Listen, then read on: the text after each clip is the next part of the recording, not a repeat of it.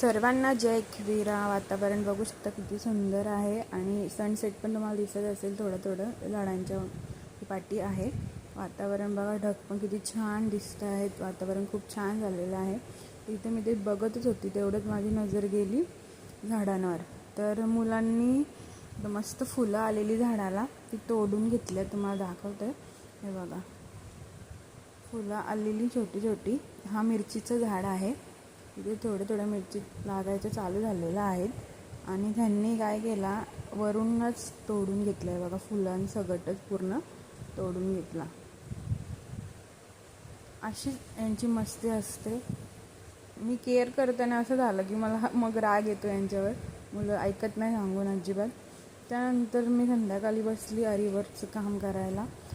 दुसरा ब्लाऊज घेतलेला मी, तर इथं चेन स्टेक मारून घेत होती. तर इथे रियांचं काय चाललं बघा. आता हे घालून हा चालणार का? याला जमणार आहे का? सांगितलं आहे कोणी? आणि ह्यांनी तर सर्व खराब करायलाच घेतले. तोडला तेव्हा शांत बसला. लहान केली नाही की त्याचं पोट भरतच नाही छोटूचं. इथे पूर्ण याला चेन स्टेक मारून झालेली आहे माझी. तर यांची दोघांची नाटकं तर काही संपत नाही आहेत.